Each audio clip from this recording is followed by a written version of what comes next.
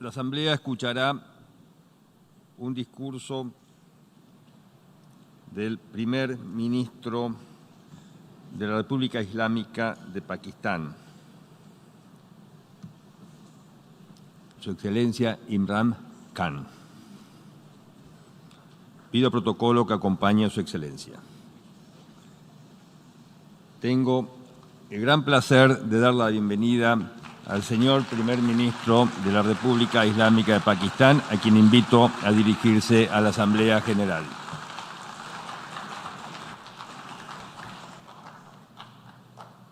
Bismillah ar-Rahman ar-Rahim. Iyyaka na'budu wa iyyaka nasta'in. Mr. President, Honorable Secretary General, Excellencies, ladies and gentlemen, I feel honored today to represent my country at this forum of world leaders, where we have a chance to discuss problems that the world is facing. I want to talk about a lot of problems, but just 4 today. And I especially came to this forum despite a difficult time in my country, facing challenges. I would not have come, but because I feel that there are some very urgent problems which the world must address. So first of all, I start with climate change. So many leaders have talked about climate change. But Mr. President, I feel that there is a lack of seriousness. Perhaps world leaders some of the leaders who can do a lot, do not realize the urgency of the situation. We have a lot of ideas, but as someone said, ideas without funding is mere hallucination. Pakistan, I'll give you start with my own country. Our country is amongst the top 10 nations in the world which are most affected by climate change. We depend upon our rivers. We are mainly an agricultural country. And 80% of the water in our rivers comes from our glaciers.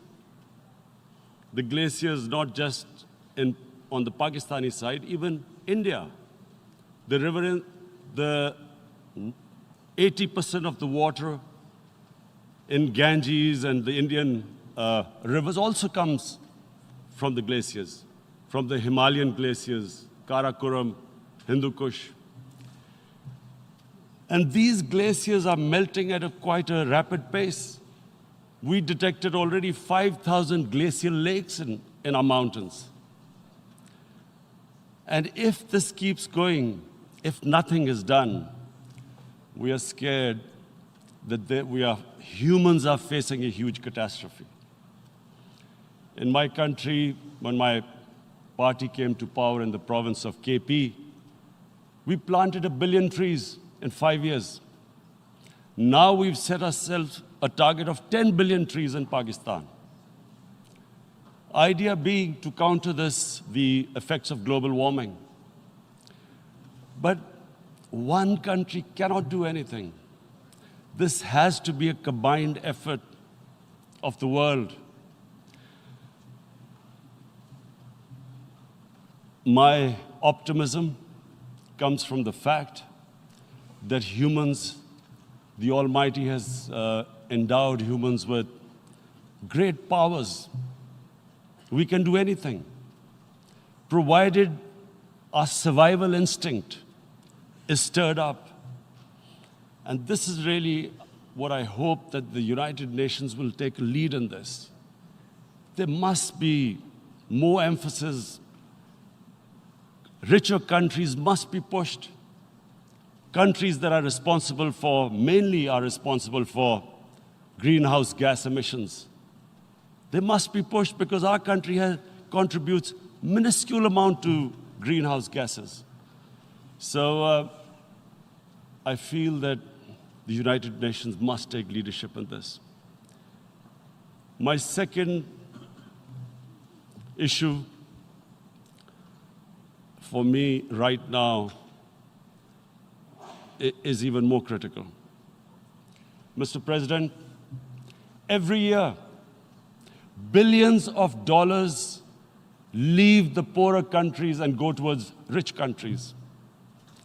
Billions of dollars siphoned off by the ruling elites of the developing world. And they find their way into Western bank accounts, offshore accounts, tax havens, expensive properties hidden behind companies bought in Western capitals. Mr. President, this is devastating the developing world. This is causing more poverty, deaths. It's impoverishing the developing world. The difference between rich and poor countries is growing because of this. Money laundering, which happens because money leaves the poorer countries into rich countries, is not treated the same as, for instance, money from drugs or terror financing. The seriousness which terror financing and money from drugs, the way it is treated, it's not the same. The way the poor countries are being plundered by their elites. It's not happening. In my country, when I took charge of our government a year back, in the 10 years preceding that, our total debt went up 4 times.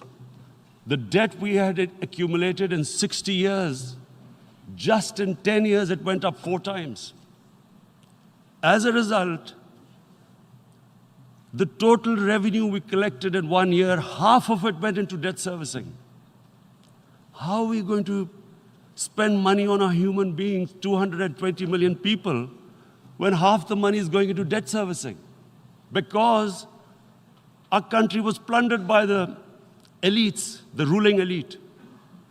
And easily they could get the money out. And when, Mr. President, we located properties in Western capitals bought by this money through corruption and money laundering, located the properties of these corrupt leaders, we find it so difficult to retrieve it. That money, if we retrieved that money, we could spend on our human beings. But it's so difficult. The laws protecting these criminals.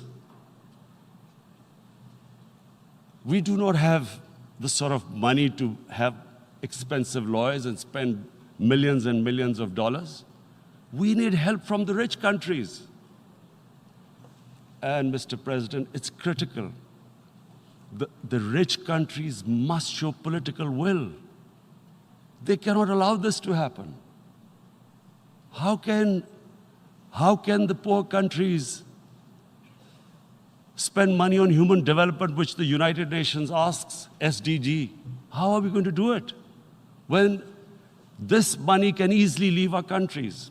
So, unless the rich countries intend to build walls to stop economic refugees coming as we see right now, they must take action.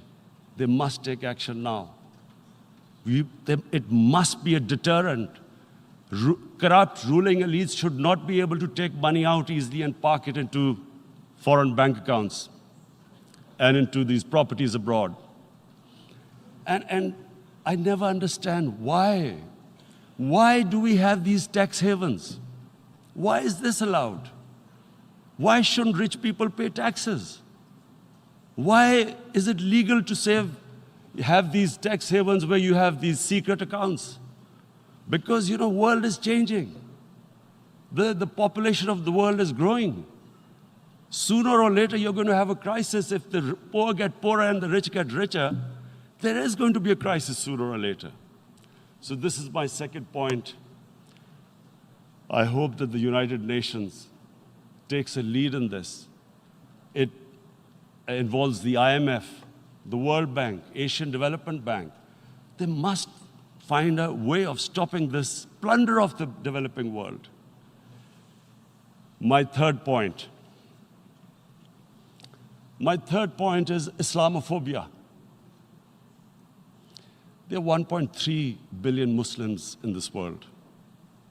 There are millions of Muslims living in other countries, European countries, and the US as minorities. Islamophobia, since 9/11, has grown at a pace where it is alarming. Human communities live together. There should be understanding amongst them. But Islamophobia is creating a division. Muslim women wearing hijab, it's become an issue. It's become an issue in some countries. Hijab is some sort of a weapon. A woman can take off her clothes in countries, but she can't put on more clothes. How is this happening? Because of Islamophobia. And how did this Islamophobia start? After 9/11. And why did it start?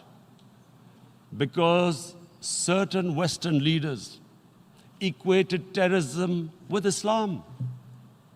Islamic terrorism. Radical Islam. What is radical Islam? There is only one Islam, and that is the Islam we follow of Prophet Muhammad sallallahu alaihi wasallam. There is no other Islam. Radical Islam, Islamic terrorism, what message did they send to people in the West? And why is there Islamophobia? How is a person in New York, in the Midwest, in the US, in European capital, how is he going to distinguish between who is a moderate Muslim and who's a radical Muslim? Because terrorism has nothing to do with any religion. This Islamic terrorism, Islamic radicalism, and sadly used by leaders, this has been the main reason for this Islamophobia. And it has caused pain amongst Muslims. We in Muslim countries watch this Islamophobia traveling abroad, and it's getting worse. And may I just say, Mr. President, that in European countries, it is marginalizing Muslim communities. And we all know that marginalization leads to radicalization. Some of the people who ended up as militants in Syria and other places were from marginalized Muslim communities. And my point here is that we must address this issue. I'm sad to say that we Muslim leaders have not addressed this issue either. After 9/11, when this thing came about war against radical Islam, rather than Muslim leaders trying to explain to the West that there is no such thing as radical Islam, in all human communities, they are radicals. They're liberals and rest are moderate. All human communities, Christians, Jews, everyone has it. But Islam is not radical, neither Judaism, neither Christianity, neither Hinduism. No religion preaches radicalism. The basis of all religion is compassion and justice, which differentiates us from the animal kingdom. But unfortunately, the Muslim leadership was so scared of being called radical Islam that all of them became moderates. In Pakistan, we were in the eye of the storm, and our government coined a phrase called enlightened moderation. No one knows what it meant. But everyone started putting on Western suits that they were moderates, started speaking. Even those who didn't know English would speak English because they were moderates. No one had a clue what it was. Because we, in the Muslim world, did not explain to the West that there is no such thing as radical Islam. One of the reasons why after 9/11, Islam was supposed to be equated with terrorism was suicide attacks.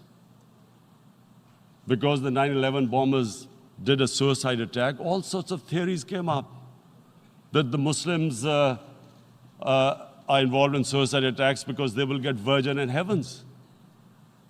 Some came up with, what about women, suicide attackers? So this bizarre thing happened. No one explained. Suicide attacks and Islam were equated. No one did research that before 9/11, the majority of suicide attacks in the world were by Tamil tigers, who were Hindus. No one blamed Hinduism, and quite rightly. What has Hinduism got to do with what desperate people were doing in Sri Lanka? We all know about, we've seen films about Japanese kamikaze pilots at the end of the Second World War doing suicide attacks. No one blamed the religion. But here we were trying to prove we were moderates and not explaining to the West. But the most important thing I wanted to say here today, in explaining this Islamophobia, Mr. President, and I feel it's very important because I've spent, because of I played professional sport in England, I spent a lot of time there. So I know how the Western mind works and how West views religion. So where the misunderstanding about Islam came. And one of the reasons it caused Islamophobia. That was, in 1989, this book was published, maligning, insulting, ridiculing our Prophet Muhammad sallallahu alaihi wasallam.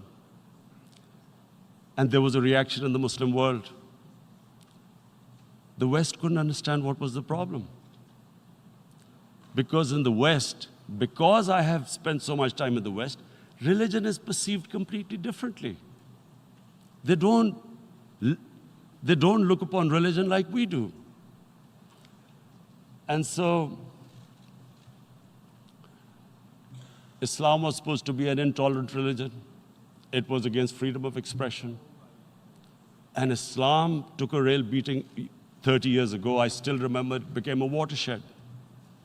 And every 2 or 3 years, someone would malign our Prophet, peace be upon him. There would be a reaction by the Muslims. And again, it was Islam, an intolerant religion. Again, this time, I blame a certain section of the people in the West who deliberately provoked this, knowing the impact it would have. But the majority of the people in the West didn't understand. This is where, again, Muslim leadership let the Muslims down. We should have explained to them what our Prophet, peace be upon him, means to us. So in 1 minute, I'll try and explain what he means to us. Our Prophet was the witness to the divine book, the Holy Quran. The Holy Quran is the book of guidance for Muslims, and the Prophet's life was living the Quran. He was an example of what the Quran guided us to be. So he is the ideal we all try to get to. The Prophet created the state of Medina, the first state in Islam. That state was the basis of a Muslim civilization which became the predominant civilization for the next 700 years. And what was that state? I hear such strange things about Islam, that it is against women, it's against minorities. The first state of Islam in Medina, it was the first time a welfare state was set up. The state took responsibility of the weak, widows, orphans, poor people, handicapped. It taxed the rich, spent the money on the poor. The state announced that all human beings are children of Adam, hence equal, whatever the color of their skin. The state announced, the Prophet announced that, and slavery, the whole system depended on slavery as it did for many years in the Western societies. The Prophet said that one of the greatest deeds is to free a slave. But because the society depended on slavery, he said, but if you have to treat them as an equal member of the family. And as a result, something happened in a Muslim world which hasn't happened in any other civilization. Slave dynasties appeared. Slaves became kings. The Mamluks, slaves who ruled Egypt. In India, there were slave dynasties. And then, with minorities, again, you hear that Islam is supposed to be against minorities. Let me just make this clear. In Islam, the Prophet announced that everyone was free to practice his religion. It was a sacred duty to protect the places of worship of all religions. He announced that every person is equal in front of law, whatever his religion or his color. And this incredible case, and I always quote this, that the fourth Khalifa, the head of state of Medina, he lost a court case against a Jewish citizen. So, number one, it showed there was a rule of law, no one was above law. And number two, that a Jewish citizen was an equal citizen.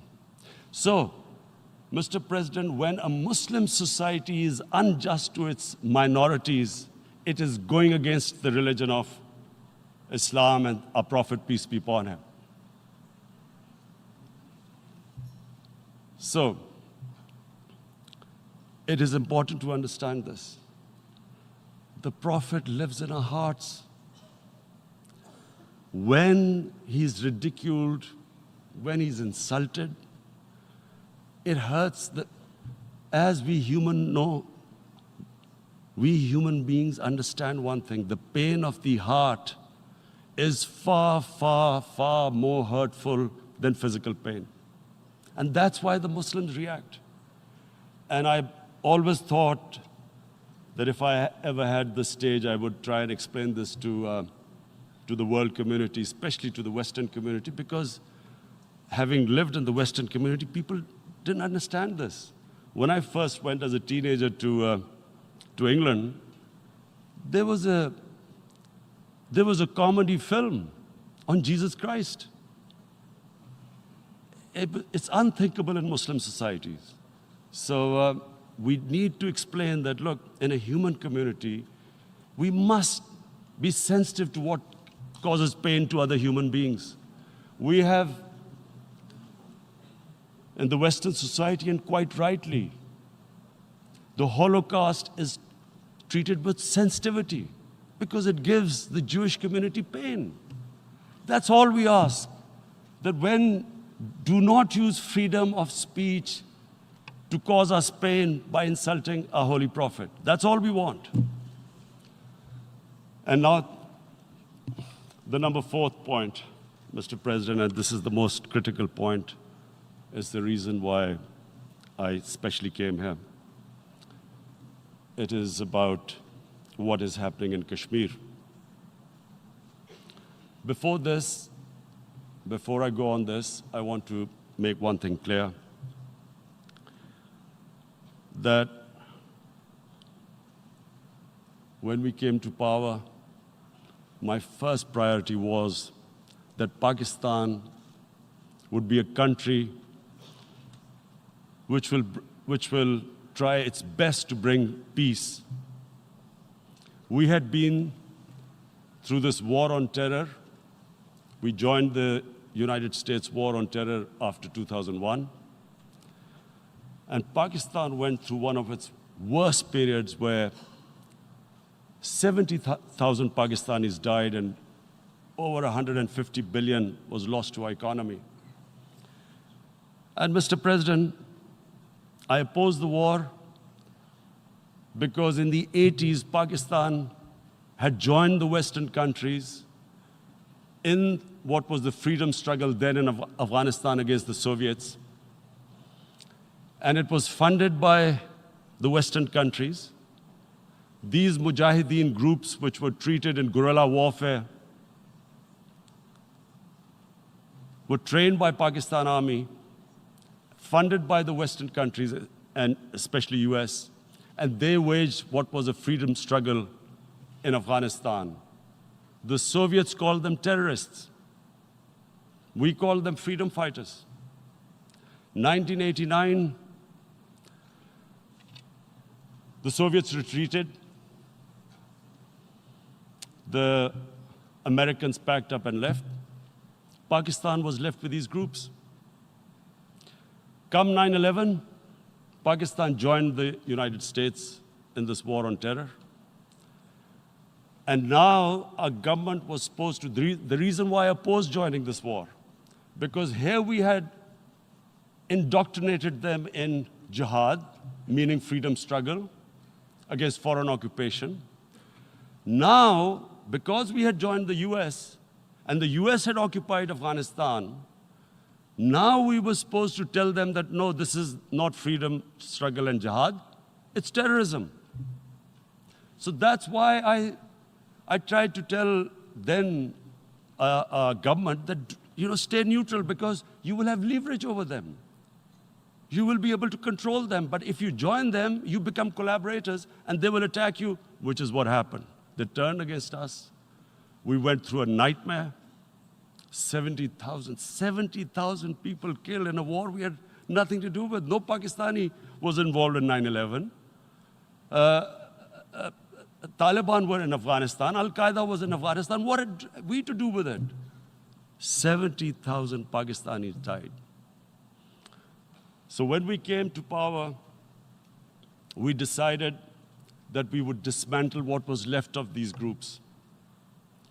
And this decision was taken not just by us, but by all the political parties in Pakistan. Unfortunately, they didn't implement it. So we came to power, we decided to implement it, and we dismantled whatever was left of the groups.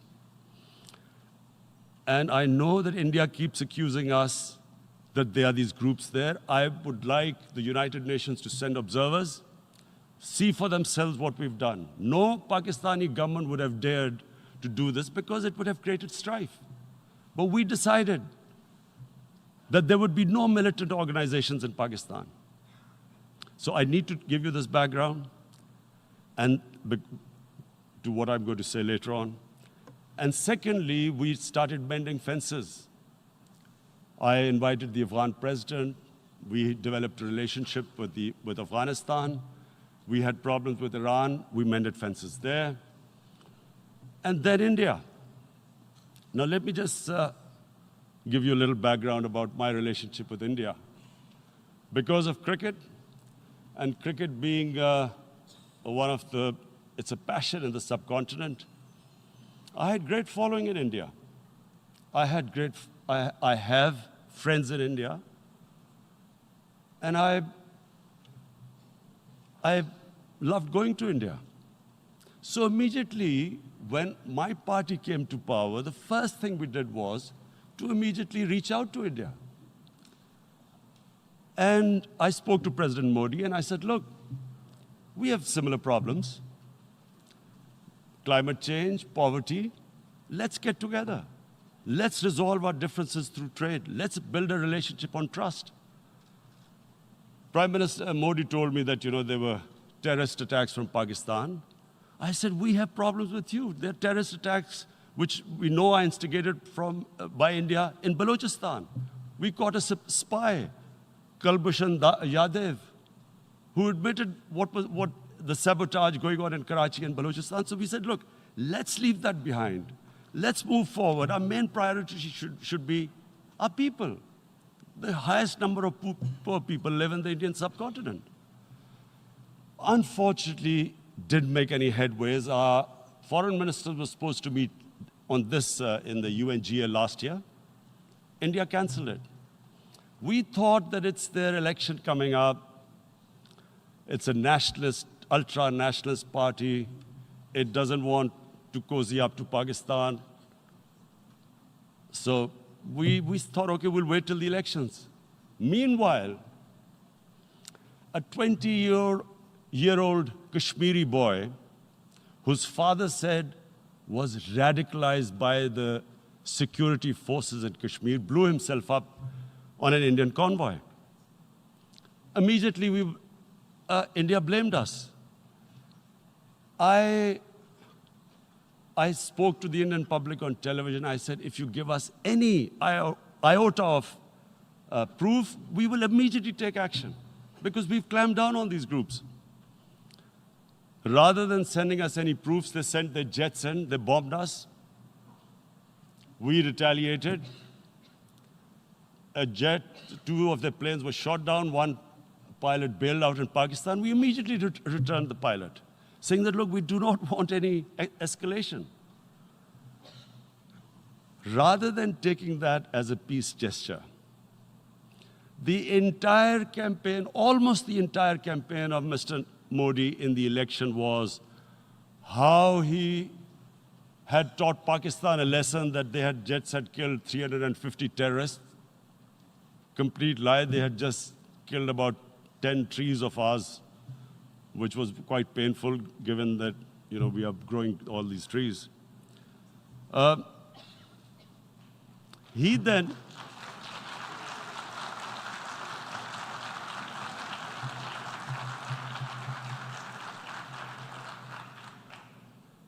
the election campaign, Mr. Modi used words like, this is just a trailer. The movie is about to start. I went into Pakistan and taught them a lesson. This was the election campaign. Okay, so we thought, us politicians make all these statements to win elections. So, okay, after elections, we'll get back to our normal relationship. Well, the moment the elections ended, we approached India. No response, but then we discovered they were trying to push us in the FATF blacklist to bankrupt us. That's when we realized there was an agenda. And that agenda became obvious on the 5th August when India went against 11 United Nations Security Council resolutions, which say that Kashmir is a disputed territory and the people of Kashmir have the right of self-determination. They went against that. They went against Simla Accord, which is about bilateral, sorting out our differences through bilateral means, went against that. They actually went against the Indian Constitution. Illegally, they revoked Article 370, which gave Kashmir the special status. They got an extra 180,000 troops there. Total number of security forces in Kashmir now are 900,000. And they put 8 million people of Kashmir under curfew.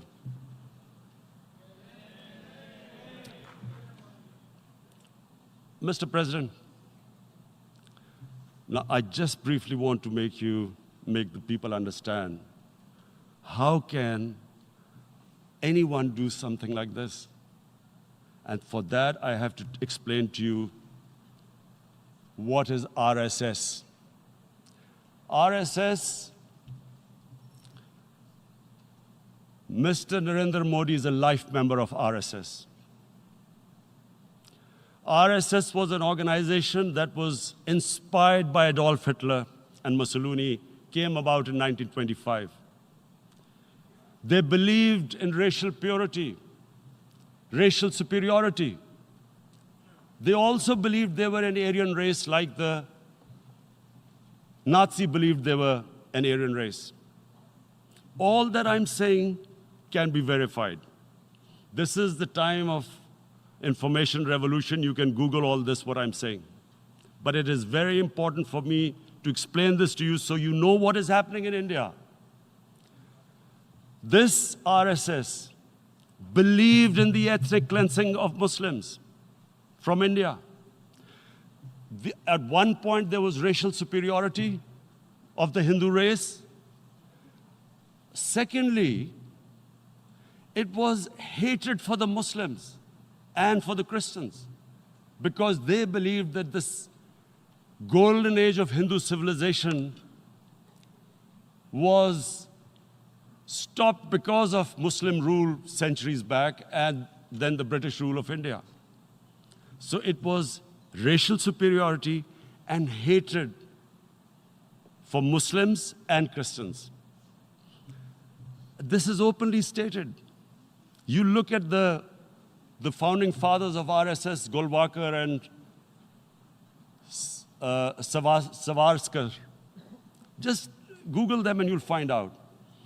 And this ideology of hate is what murdered the great Mahatma Gandhi in 1948. It was this ideology of hate that made Narendra Modi in 2002 do a pogrom against Muslims in Gujarat when he was the chief minister. He allowed 3 days for these RSS goons who were inspired by the Hitler brown shirts. They actually wear brown shirts. This RSS, the Congress Home Minister gave a statement that in RSS camps, terrorists are being trained. And these terrorists butchered 2,000 Muslims and 150,000 Muslims were made homeless. Narendra Modi could not travel to the US because of that. And I need to make you understand this background before I explain to you that what sort of a mindset would lay siege to 8 million people with 900,000 troops. Women, children, sick people, locked in as animals. In fact, of what I know of England, if 8 million animals were locked in, the RSPCA would have made a lot of noise about it. These are human beings.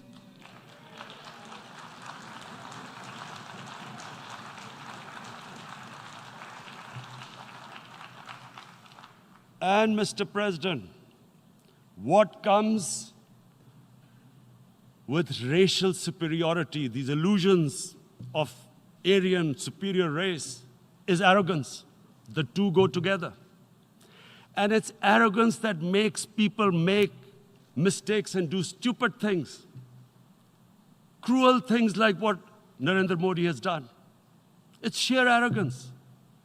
And it's arrogance that has blinded him from the fact that what is going to happen when the curfew is lifted? Has he thought about it? This hasn't been thought through. What is he going to do when he lifts the curfew? Does he think that people of Kashmir will quietly accept the status quo because India has changed the constitution and taken away the special status? They'll accept that? Mr. President, 100,000 Kashmiris have died in the past 30 years because they were denied the right given by the United Nations, the right for self-determination. 100,000 have died and 11,000 women have been raped. There are 2 United Nations human rights reports on this. The world hasn't done anything because India is a huge market, 1.2 billion people.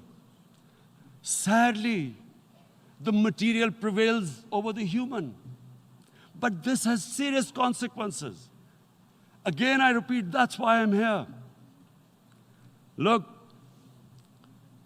what is going to happen when the curfew is lifted will be a bloodbath. The people will come out. There are 900,000 troops there. They haven't come to, as Narendra Modi says, he's done this for prosperity of Kashmir. This is supposed to be for the development. These 900,000 troops, what are they going to do when they come out? There'll be a bloodbath. Has he thought it through what happens then? Mr. President, has anyone thought that what happens when there is a bloodbath? What do you think the impact will have on people of Kashmir?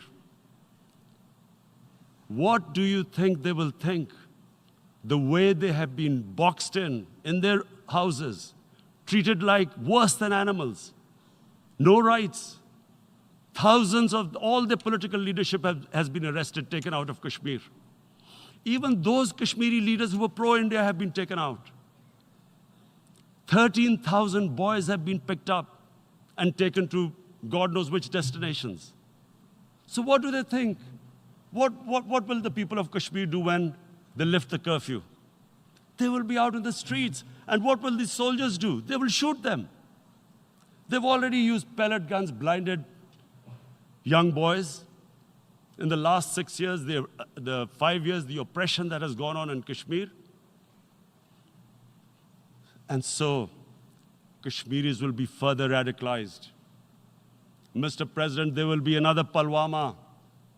And guess what? India will blame us. They're already blaming us. They're saying all this is happening because of Pakistan. One of their defense ministers said, there are 500 terrorists lined up on the border to go in. Why would Pakistan send 500 terrorists when there are 900,000 troops? What impact are they going to make? What will they do? And why would? Don't we know that the moment there is some terrorist attack, all that will happen is there'll be further cruelty and oppression of the people of Kashmir. We will just give the 900,000 troops to further crush the people of Kashmir. And then we'll give the Indian government an excuse that, look, Pakistan is a terrorist state, and this mantra that has gone on, Islamic terrorism. The moment you use this catchword, Islamic terrorism, the whole world turns away. No one talks about human rights. You can do whatever you want, which is what has happened in Kashmir, because they keep using this word, Islamic terrorism. And this is what they're doing right now. What do we benefit from further increasing the cruelty on the people of Kashmir? And why would we want this? But there is no other narrative left for India. As when they lift the curfew, whatever happens, Pakistan will be blamed, and there is always a danger of another Pulwama. They might come and bomb us again, and then another cycle might start. And what does Narendra Modi think? That 180 million Muslims of India are thinking right now. Aren't they watching these Kashmiris stuck inside for 55 days they've been stuck in? Aren't they watching? What do you think? Don't you think that the Muslims will be radicalized in India? And I'm talking about 180 million people. And when they get radicalized, there will be some incident in India somewhere down the line. Again, we will be blamed. And I'm warning you right now, again, we will be blamed. And Mr. President, what about 1.3 billion Muslims who are watching this? And they know that it is only happening in Kashmir because they're Kashmiri Muslims. This is not happening to Kashmiri Hindus. They know that this is happening because of their religion. So what do you think they will be thinking? What do you think the Jewish community would think if there were, forget 8,000 Jews stuck like this? What do you think Europeans would think? What do we think? I mean, any human community, if their members are stuck like that, what do you think they will think? Are we a children of a lesser God? Is it not going to cause us pain? And then I'll tell you what will happen.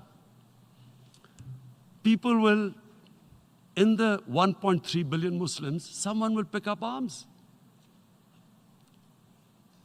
I know we've been brought up with films, Western films.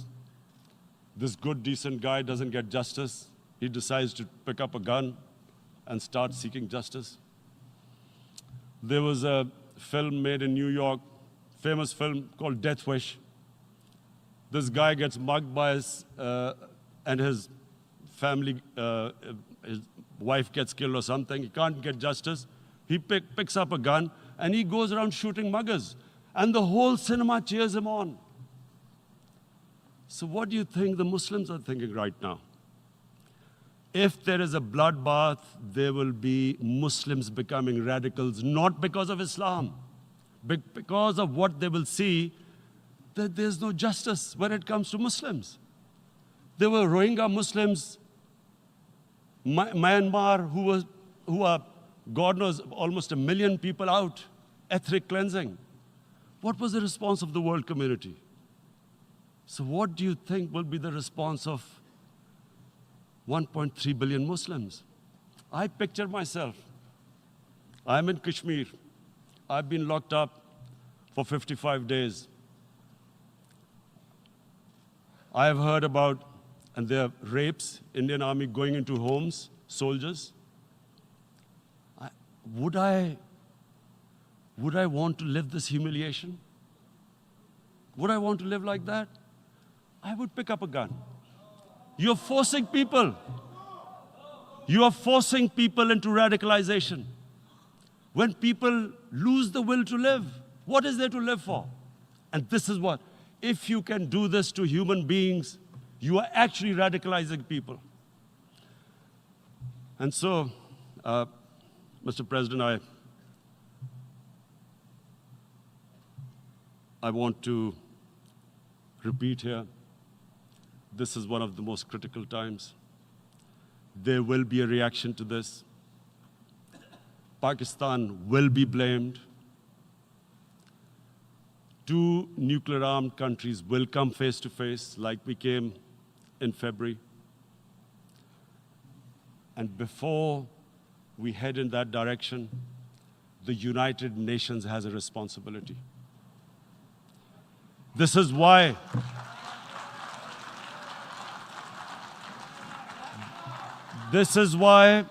the United Nations came into being in 1945.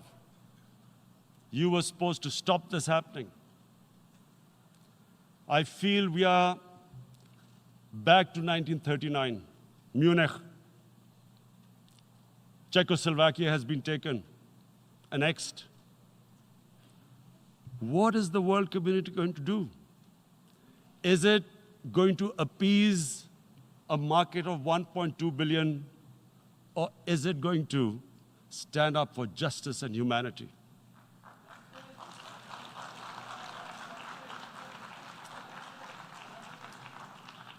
If this goes wrong, you hope for the best, but be prepared for the worst.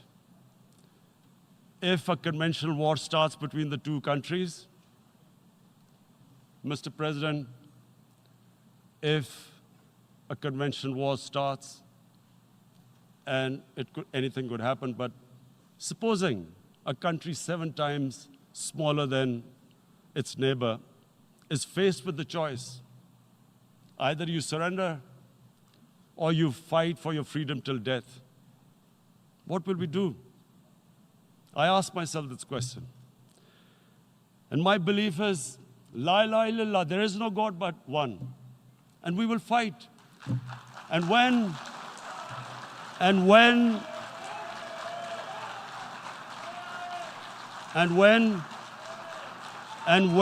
a nuclear-armed country fights to the end, it will have consequences far beyond the borders. It will have consequences for the world, which is why I repeat I'm here. Because I'm warning you, it's not a threat. It's a fair worry that where are we headed? And I've come here to tell the UN, you've got to, this is a test for the United Nations. You are the one who guaranteed the people of Kashmir the right of self-determination. They are suffering because of that. And this is the time. This is the time not to appease like in 1939 appeasement took place. This is the time to take action. And number 1 action must be that India must lift this inhuman curfew, which has lasted for 55 days. It must free all political prisoners, and especially those 13,000 boys that have been picked up. Parents don't know where they've disappeared. And then